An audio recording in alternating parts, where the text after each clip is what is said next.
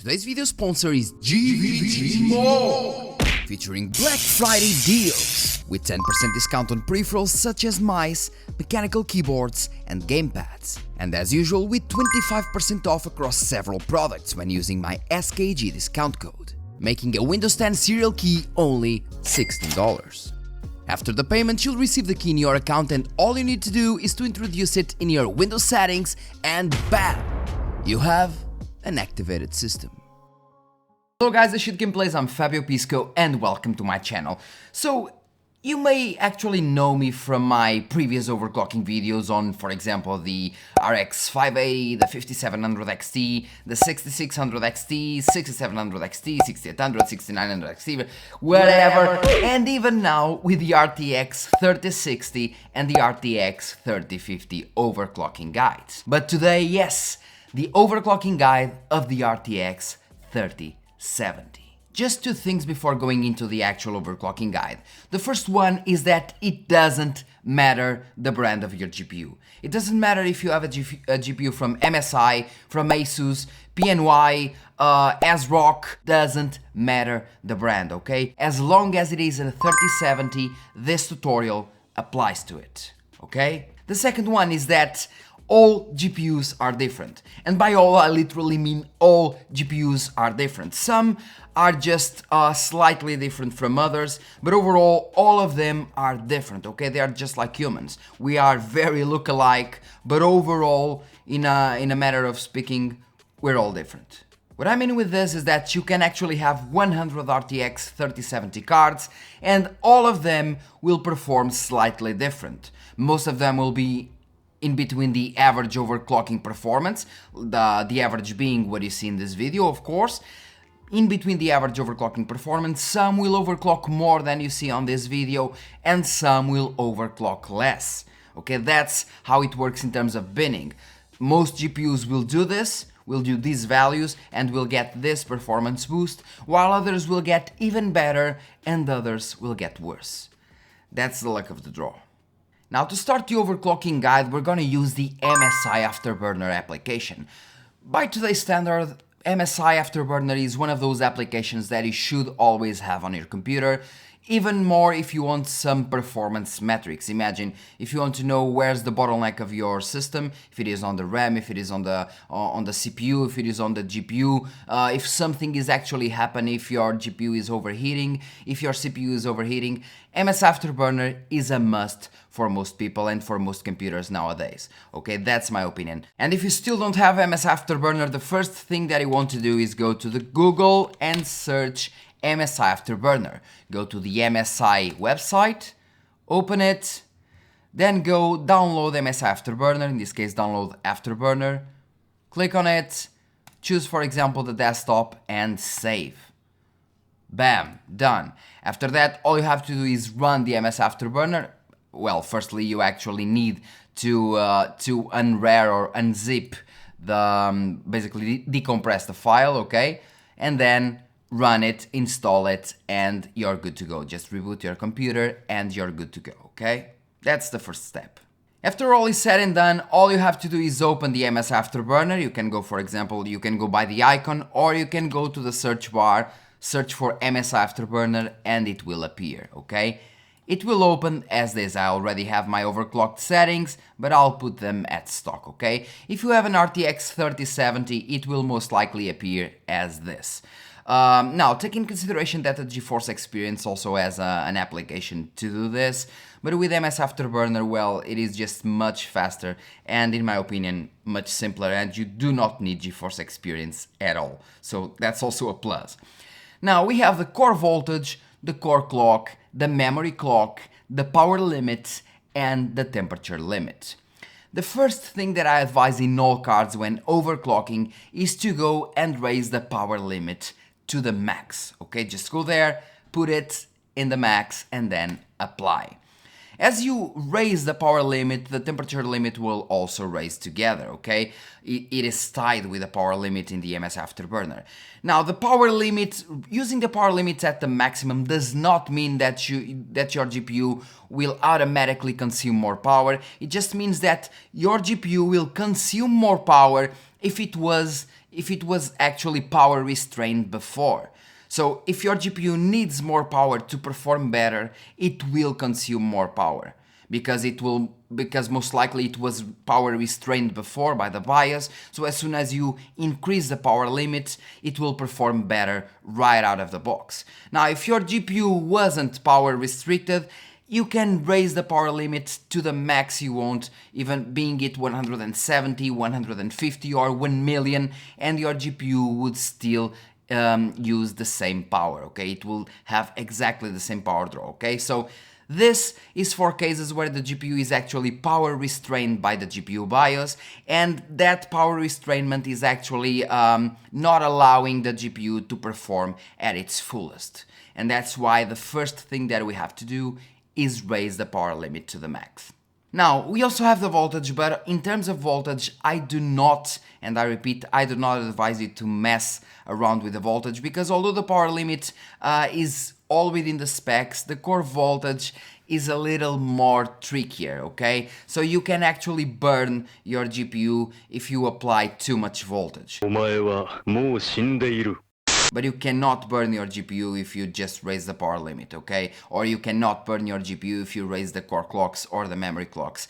That's the odds of you actually doing that while doing a normal overclocking are so small that the odds of actually damaging your GPU with a thunderstorm are higher than this. Way higher. But in terms of voltage, well, you can actually damage your GPU if you apply too much voltage. Now, unless you're looking for very high clock speeds or for some extreme overclocking, this at 0 will be more than enough. Now let's go to the core clock. As for the core clock, I did find that my GPU will go to plus 115, okay? Plus 115 megahertz on the core clock. I can go maybe to 120 and in some games to 125. But in order for it to be 100% stable, I have to pick 115 megahertz, okay? These are my actual perfect balanced settings, okay? Where I do not need to push the core voltage,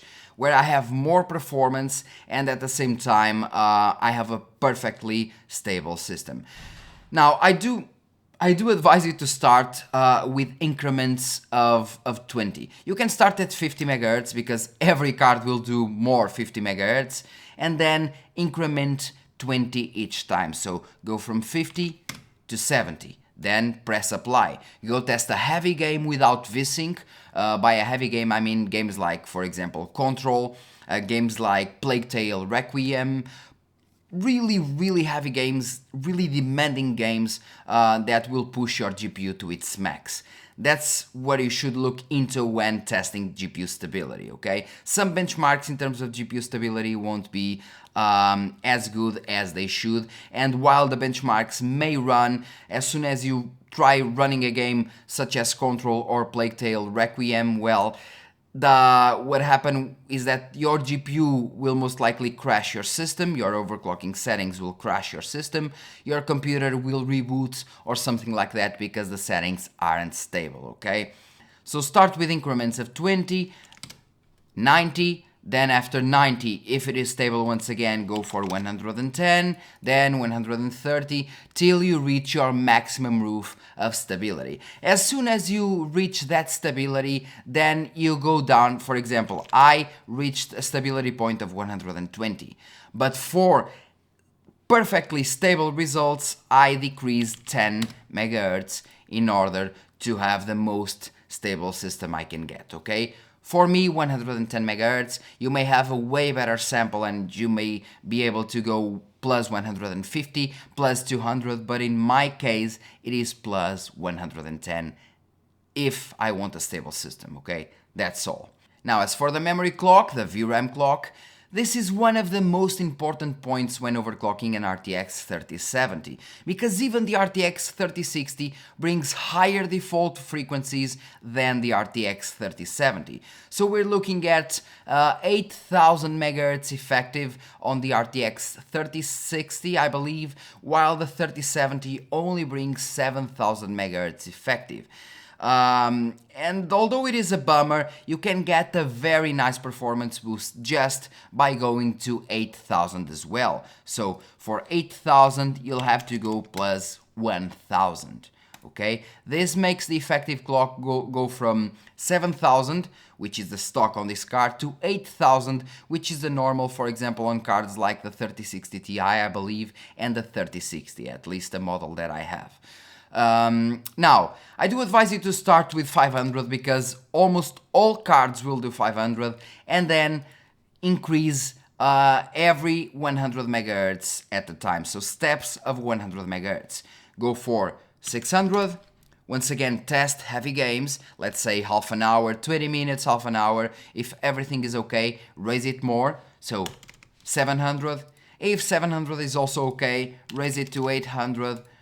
If 800 is still okay, 900, and then 1000, okay? I could go up to 1100 megahertz, but that would cause instability in some scenarios, so I just left it at 1000 megahertz, which leads once again to the effective memory clock of 8000, which is way better than the 7000 that this card brings at stock, and it does boost the performance quite a lot. As for the fan speed, I do not mess with the fan speed, I usually leave it on automatic, but you can indeed do a fan curve if you want to with the MSI Afterburner.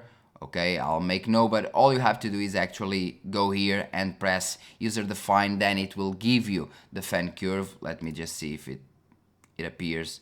Okay, this is manual, I believe. This is automatic. Yeah, this is now automatic. Anyway. And you can also go, for example, for the undervolting where curve editor, yes. We have the undervolting with temperature and voltage, okay? I do not mess with the undervolting with MSI Afterburner because I think it is way more complicated than it should, okay? For example, the AMD Adrenalin software has one of the best overclocking suits in all the GPUs that I know, because in all the GPU brands that I know, of course, and that I've seen across the years, because you can actually type in the numbers, okay? It will actually mess with an offset voltage, but you can type in the numbers and see what the offset voltage will actually bring you in terms of real voltage, which is really nice. While on MSI Afterburner you have to mess with lots of things in the curve and you have to decrease some, increase others. Then sometimes MSI Afterburner just does not apply the curve correctly, and overall it is a lot of work for just a few watts less and a few degrees less. So in my opinion, it is not worth it at all, unless, and I repeat unless, your GPU model is really bad and your temperatures are over the roof. But if your temperatures are over the roof, you can also do the opposite and decrease the power limit. That will also decrease the performance a bit, but at the same time will decrease the temperatures as well. So basically these are the settings that I advise, and they will bring you a very nice performance boost. And well guys, that's all for today's video. Don't forget to like, subscribe and share this video. If you have any doubts that I can help with, go to the comment section, leave your comment in the comment section. And as always, I'll try to help you as fast as possible. Now, in the end of the video, we'll have comparisons in between the stock settings and the overclocked settings, because they do make the difference. And well, although we have more power draw because this GPU is the top of the end MSI one, which is the MSI Supreme X, I believe, or Supreme. I believe it's just Supreme, but it is the top of the line, so I can actually push the power draw to the max because temperatures will be completely fine. But the performance, doing this, the core clock, the memory clock and the power limit, the performance increase was very good. So for me, it is definitely worth the effort. But that's just me. Once again, thanks a lot for watching, and see you in the next video. Me gusta mami como bailas a mi cumbia.